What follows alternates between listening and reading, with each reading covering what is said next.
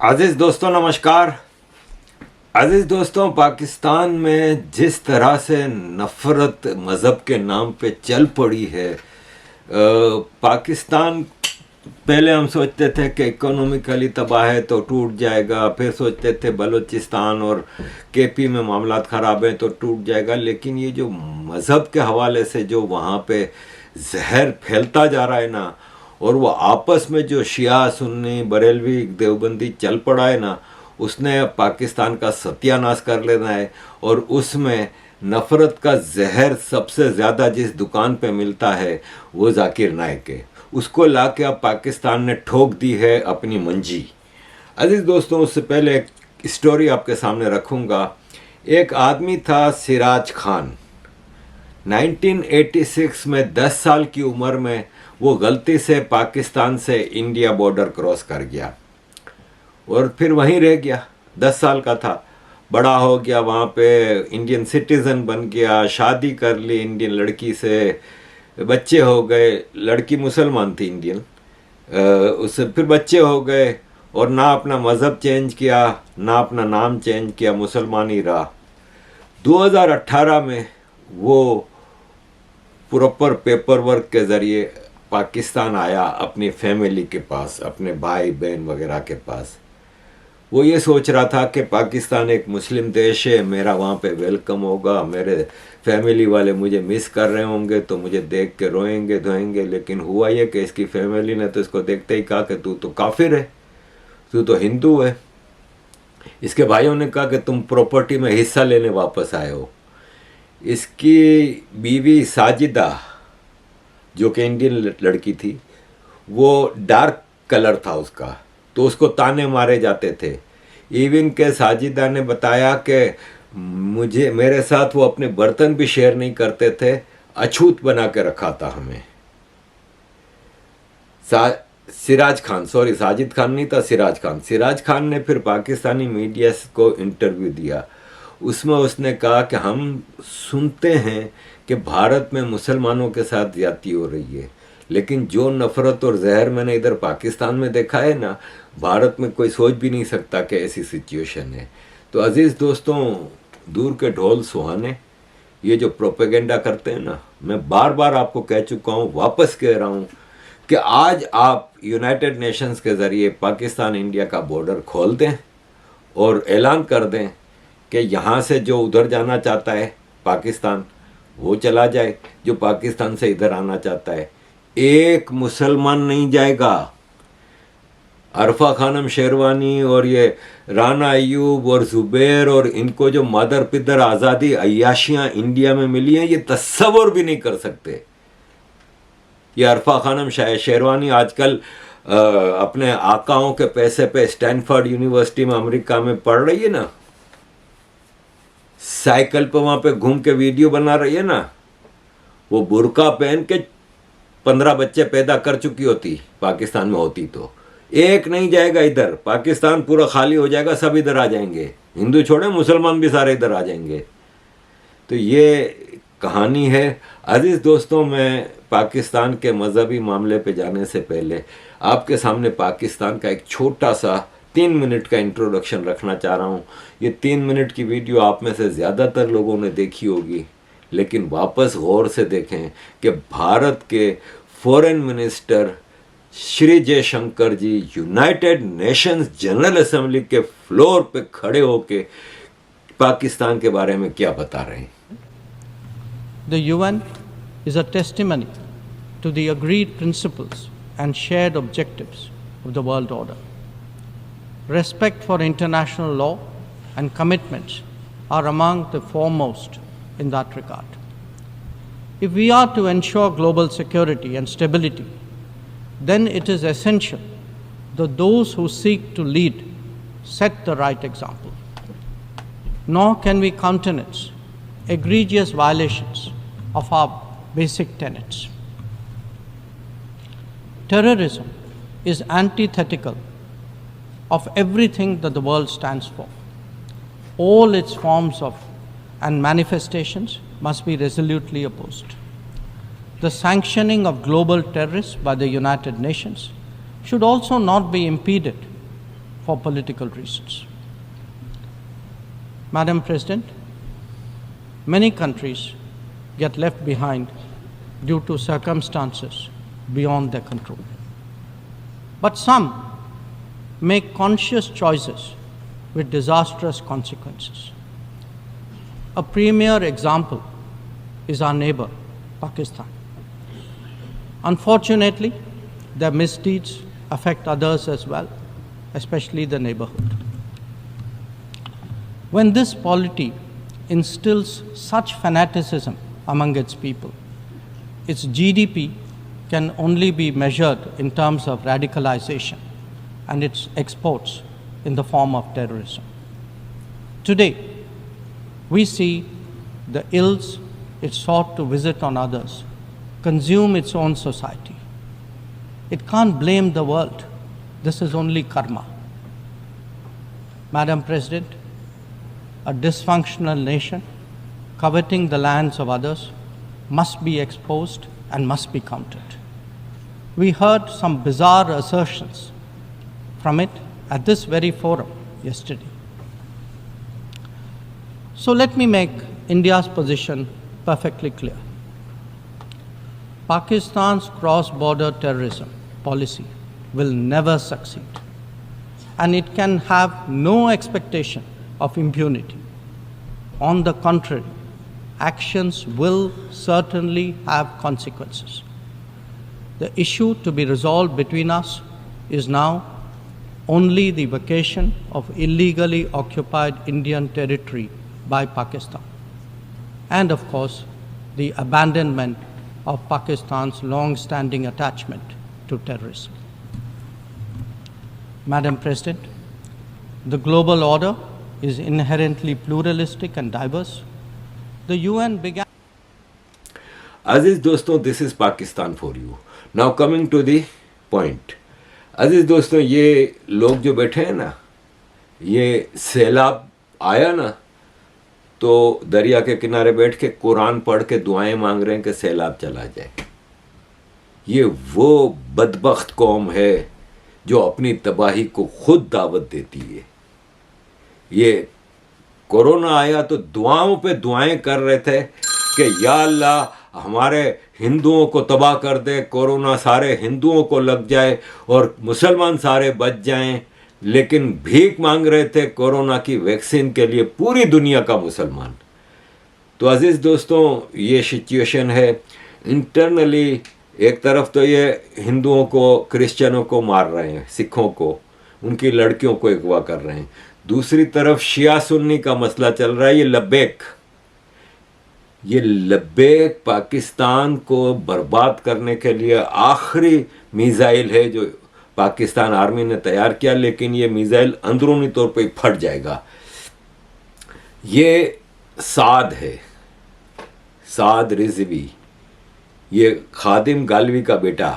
खादिम गालवी mysterious situation में मरा था और उस वक्त सब यही कह रहे थे, इवन लब्बैक के जो सीनियर वाइस प्रेसिडेंट थे उनकी जगह पे इसको बना दिया था, साद को जब चीफ, तो उसने भी बगावत की थी और उसने कहा था कि ये साद तो नशा ही है और साद ही अपने बाप को मरवाने वालों में शामिल है। आज ये हीरो बना हुआ है। लब्बैक पाकिस्तान में आपको पता है कि 70% बरेलवी है, तो बरेलवी इसको मतलब पीछे इसके लगे हुए हैं। गांव-गांव, शहर-शहर में लब्बैक इस वक्त दहशत की अलामत बना हुआ है। और ये देखें, मतलब आप ये देख रहे हैं कि साद की औकात क्या है। एक ये और एक इसका भाई अनस से पता नहीं क्या कुत्ते का नाम है, 24 घंटे इस वक्त ये स्टेज पे बैठ के इन लोगों की औकात क्या है मैं ये पूछ रहा हूँ कि अरबों रुपए के मालिक हैं, बेहतरीन सिक्योरिटी में निकल रहे हैं, करोड़ों की गाड़ियों में घूम रहे हैं, उठ के अपने हाथ से पानी का गिलास तक नहीं पीते। इतनी अय्याशी मिली हुई है। ये सिर्फ पाकिस्तान में हो सकता है या पाकिस्तान जैसे जहाँ भी मुसलमान इस तरह के गैदरिंग है, इवन भारत में आप देख लें। मुझे याद है जब कोरोना में एक तबलीगी जमात के चीफ, उसका भी नाम शायद साद ही था, उसको ढूंढ रही थी भारत की पुलिस, उसके घर पे छापा मारा तो फर्स्ट फ्लोर पे स्विमिंग पूल था इसके बंगले में। ये सादगी का दर्स देते हैं कि सादा जिंदगी गुजारो। ये देखें, सादा जिंदगी गुजारने वाला एक ये भी है जो कि बरेलवियों का मुकाबला करने के लिए इस वक्त पाकिस्तान में लाया गया है, जाकिर नायक। अभी तो ये प्राइवेट जहाज में नहीं आया पाकिस्तान, वरना ये अपने प्राइवेट जहाज में घूमता है, और पाकिस्तान में इसको नेशनल असेंबली में बुलाया गया। मतलब आप सोचें कि स्टैंडर्ड देखें। भारत में आते हैं, पाकिस्तान में भी बिल गेट्स आता है, भारत में भी जाता है। पाकिस्तान में वो पोलियो के हवाले से लेक्चर दे जाता है, भारत में तो वो एजुकेशनल प्रोग्राम करता है। एक से एक दुनिया का लेक्चरर आता है, एक से एक दुनिया का सेलिब्रिटी आता है, स्पोर्ट्समैन आता है, स्टेट्समैन आता है। भारत में ले दे के पाकिस्तान को क्या मिला है? एक ये जाकिर नायक, और जिसने जाकिर नायक को पनाह दी है मलेशिया में, वो मलेशिया का प्राइम मिनिस्टर आज पाकिस्तान पहुंच रहा है। मतलब पाकिस्तान की औकात यही रह गई है। भारत में दुनिया भर की टीमें आती हैं क्रिकेट खेलने, पाकिस्तान में चैंपियंस ट्रॉफी का। और मैं यहाँ पे साफ अल्फाज में कह दूं कि जो ये सिचुएशन आपको पाकिस्तान की नज़र आ रही है, पाकिस्तान में आईसीसी को चैंपियंस ट्रॉफी कैंसिल करनी बनती है। दुनिया के किसी खिलाड़ी को पाकिस्तान जाने का सोचना भी नहीं चाहिए। कहीं ना कहीं कोई हादसा होगा। जिस हिसाब से वहां पे टेररिज्म है और डिवीजन दर डिवीजन है, सब एक दूसरे के आमने सामने खड़े हैं। सिंधी पंजाबी पख्तून पंजाबी के सामने खड़ा है, शिया सुन्नी के सामने खड़ा है, सुन्नियों में आपस में वहाबी बरेलवी चला हुआ है, देरबंदी चला हुआ है। मतलब डिवीजन दर डिवीजन सब एक दूसरे के सामने तलवारें लेके खड़े हैं। ऐसे में जाकिर नायक को लाके इन्होंने बहुत बड़ी गलती की है।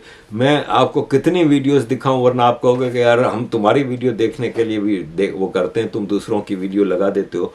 आप यकीन माने इतना इसकी मुखालफत चल रही है, और इसकी सिक्योरिटी का आप स्क्वाड देखेंगे ना, मैं हैरान रह गया कि इसकी सिक्योरिटी स्टेट, किसी स्टेट के चीफ आता है ना, कोई प्राइम मिनिस्टर प्रेसिडेंट, उससे ज्यादा है।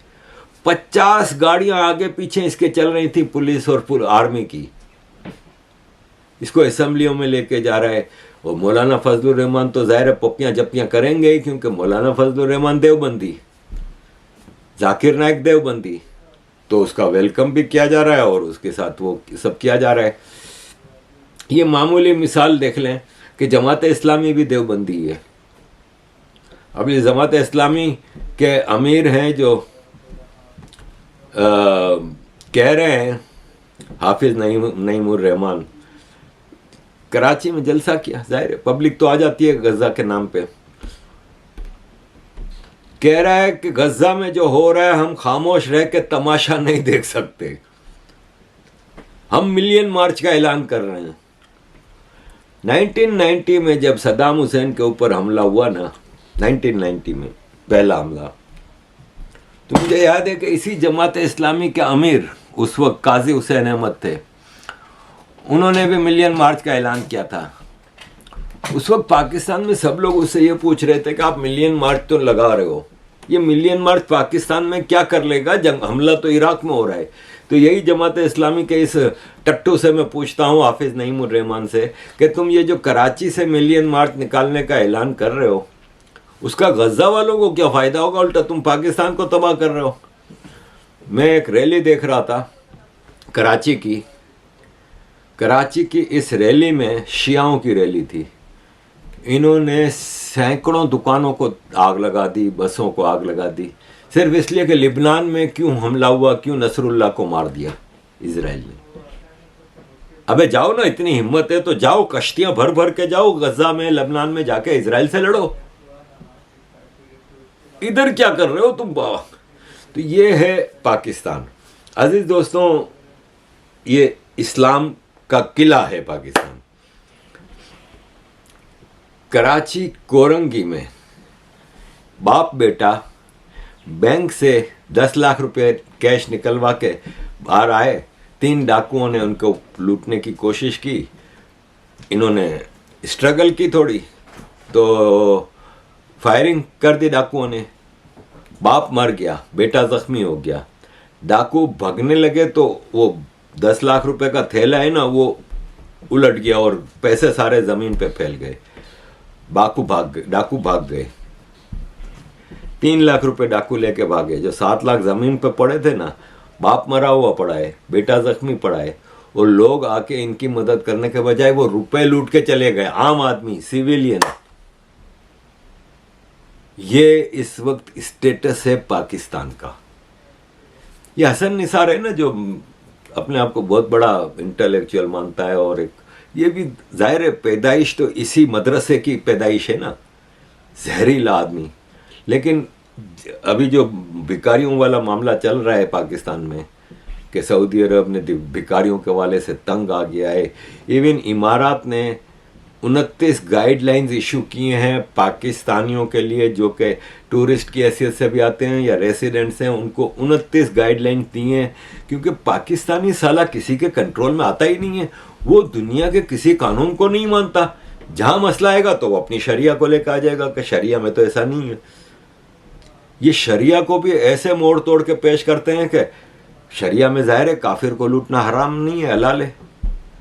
तो हर तरह से कहीं ना कहीं वो करके कानून को तो ये मानता ही नहीं है पाकिस्तानी, और हर हराम काम भी कर लेगा। तो हसन निसार भिखारियों के हवाले से क्या बता रहा है?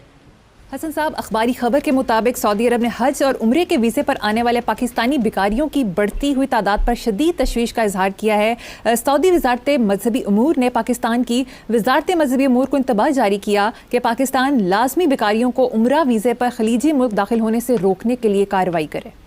ये तो और मुल्कों का भी रोना है, लेकिन ये यहाँ मसला सेंसिटिव है और कहाँ पहुँचे हुए हैं हम लोग, अंदाज़ा लगाओ। मैं कल अपना ख़त पढ़ रहा था 81 का, पहला जब मैंने उम्रा की। मेरी जो किताब पता नहीं आपको दिखाई थी, मैंने आधी मुलाकात ख़त्म की उसमें। वो खुदाया किस एक्सपीरियंस से बंदा गुजरता है, पहला मुझे भूलना नहीं कभी। खैर, तो हमारा तो कल्चर है, हमारा वे ऑफ लाइफ है, हमारी पहचान है गदागरी, भिखारी, कशकोल। मतलब मुसीबत ये है, अब कौन किसको किस तरह रोके। 1 मिनट की वीडियो है। अजीज दोस्तों, इसी तरह कैनेडियन पार्लियामेंट ने भी एक रेजोल्यूशन पेश हुआ है कि पाकिस्तानी आर्मी के ऑफिसर्स कनाडा में आके रहने लगे हैं, उसको रोका जाए। अब तुमको ख्याल आया है, जबकि वहां कनाडा में रेसिडेंशियल कॉलोनीज बन चुकी हैं पाकिस्तान के एक्स आर्मी मैन की। कनाडा अब होश में आया है, अब उसको याद आ रहा है कि पाकिस्तानी आर्मियों को के ऑफिसर्स को रोको। कुछ नहीं कर सकते तुम लोग। ये आर्मी वाले इतना शैतान दिमाग है, ये ड्यूरिंग दी सर्विस खुद तो सर्विस दे रहे होते हैं, बीवी बच्चों को वहां सेटल कर देते हैं। अब कनाडा क्या करेगा? अब ये रिटायर होके कोई आदमी को अपने बीवी बच्चों के पास जाने से कौन रोक सकता है? तो इस वक्त पाकिस्तान नामी जो देश है और पाकिस्तानी नामी जो कौम है ना, वो तबाही के किनारे पे पहुंच गई है। अजीज दोस्तों, हर तरफ से पाकिस्तान इस वक्त लान तान का शिकार है। और मैं आपको बता दूं कि एक चांस पाकिस्तान को अमेरिका जो बचा रहा है ना इतने अरसे से, वो एक चांस क्यों बचा रहा है? इसलिए कब ईरान ने इजराइल पे हमला किया है ना, तो वो ईरान का साथ देने के लिए पाकिस्तान को बचा के रखा है। इतना अरसा साल होने को आया ना, 7 अक्टूबर को साल हो जाएगा गजा इजराइल वॉर का।